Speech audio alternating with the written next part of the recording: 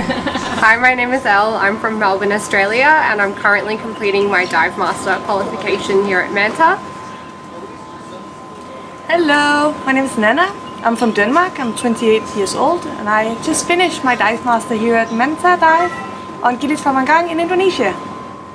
Hi there, my name's Mark. I'm from London, England, and I'm starting my Dive Master here in Manta Dive Gili Trawangan because it's a place full of lovely, beautiful people, as you can see self-evidently, and I'm so looking forward to starting my course.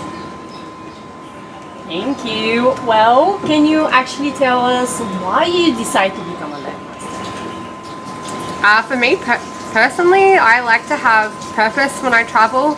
So for me, I have so much uni holidays of the year that gives me a lot of free time. So I use those holidays to travel and then dive here.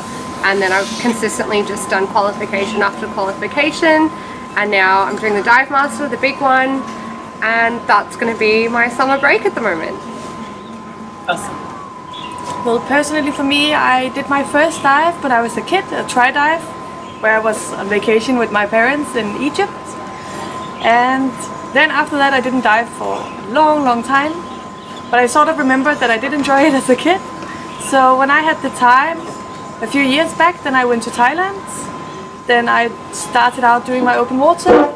It was a little bit ups and downs doing that one, but in the end I really enjoyed it and continued with my advanced course in Thailand.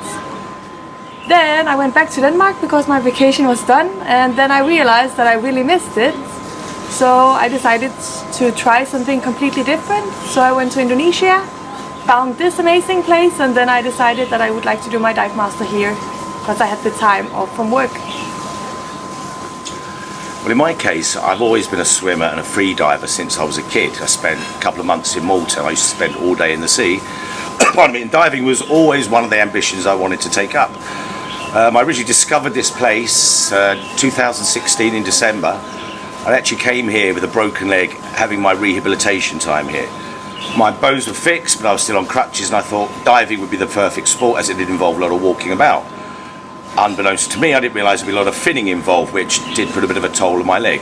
However, I got through that, and I discovered Manta Dive, which was, they took me in, and they're like a real family here, and I think that's possibly true with most diving communities, and it makes you feel like family, and it makes you want to carry on and explore a greater knowledge in diving.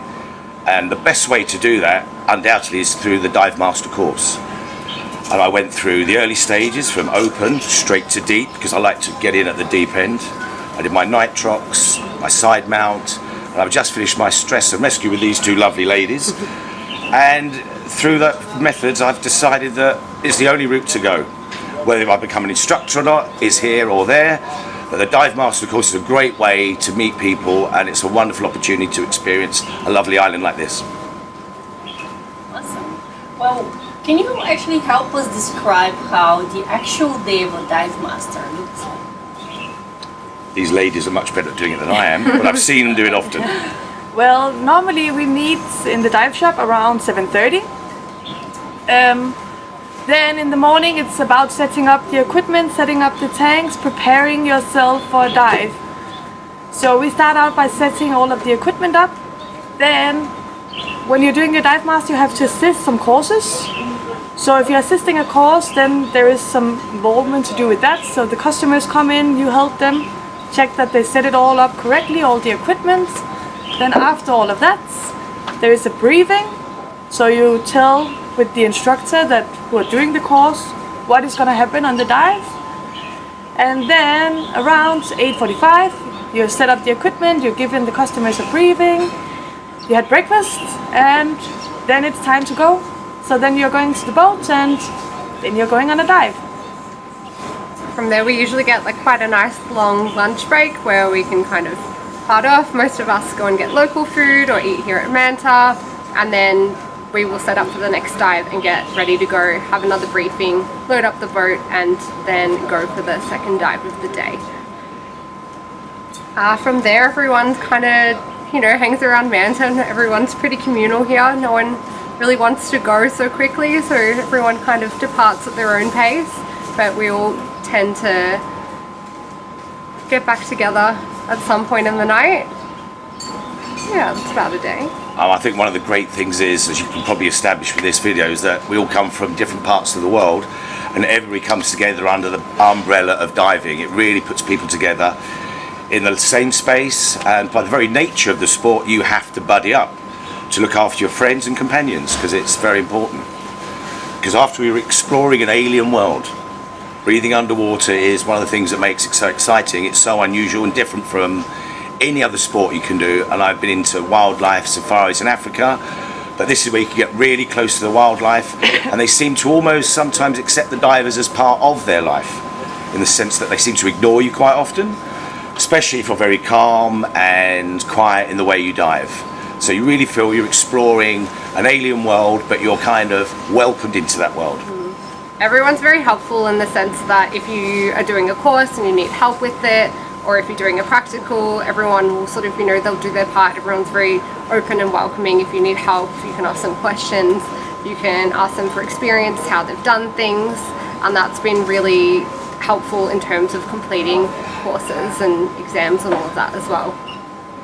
It's true, and even if you forget things when you've been doing it for a while, there's always someone that isn't frightened to help you, and you don't feel embarrassed at all about saying, I forgot to do something which I should have known off by heart.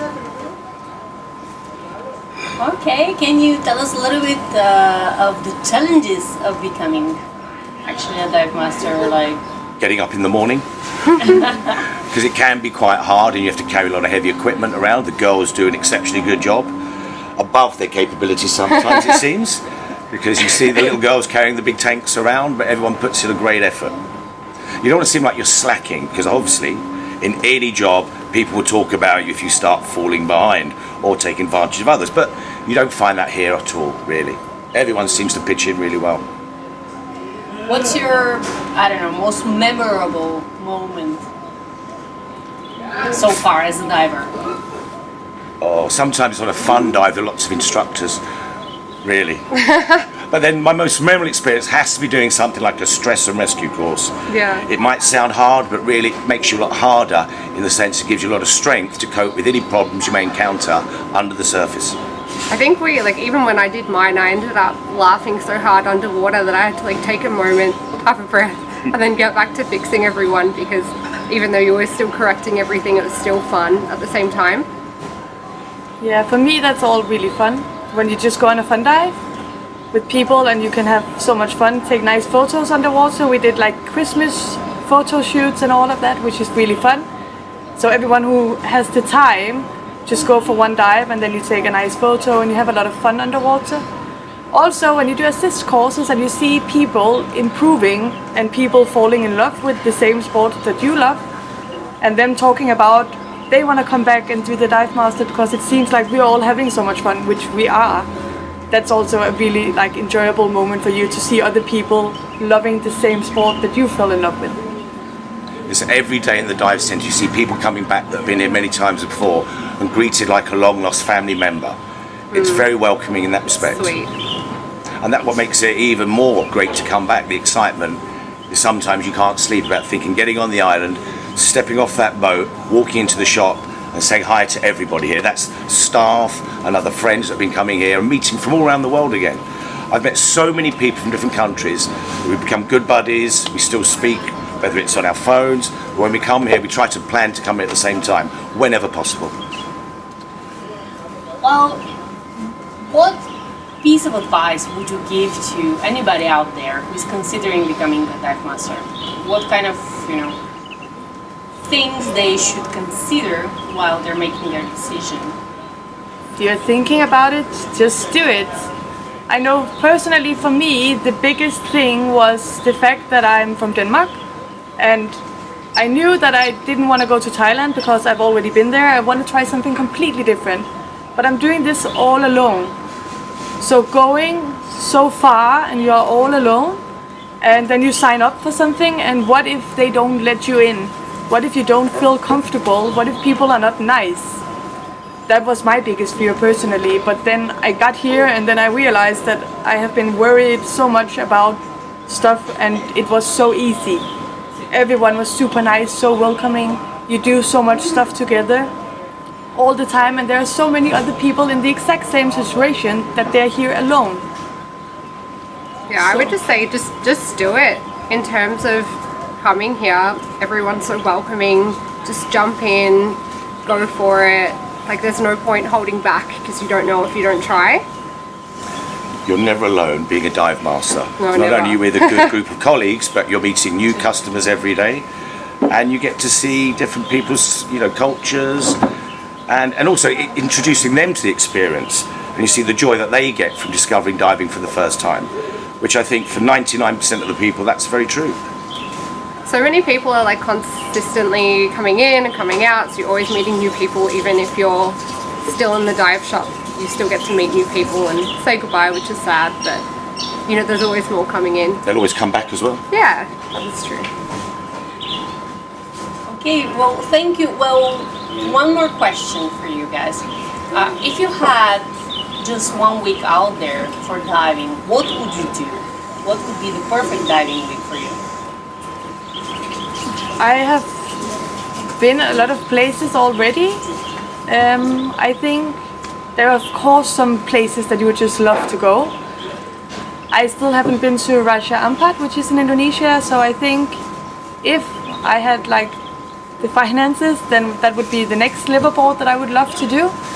Or maybe Galapagos, which is also really on the list of stuff that I would love to go and see. I think I would agree with that as well, but sometimes at the moment it's so lovely to come back here. The diving is excellent, it's good fun, and it's the people as well that really makes it so much more of a different experience. And as I'm virtually semi-retired now, I've always thought of this would be the perfect place to, spend my last few years diving away the life. And the DMT is the obvious way to do it. At least you're giving something back as opposed to just having fun dives, which can be sometimes a little bit selfish, perhaps. But, I deserve it. For me, it wouldn't really matter, as long as you've got good people, good location, good dive site. I think the surprise of what you see underwater every day, having variety of dive sites as well, is more exciting because then you're uncovering a new experience. And then if you're doing it with the people that you love, then that's a great combination to me. And I think it's also important to trust the professionalism of the people that are taking you, as safety is obviously the first precaution.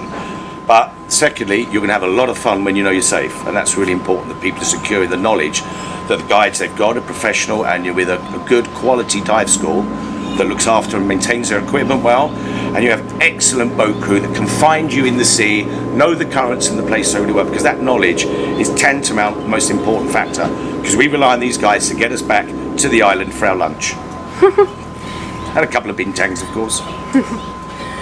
Thank you, guys. Any message you would like to leave to the audience looking you We out would there? say, if you haven't done it, you've got to get out here and do it, because you're going to have the best time of your life. Yeah, if the thoughts in your head are ready, you know what to do. Exactly. Just go and do it. Thank you. You're missing out. Bye, guys. Bye.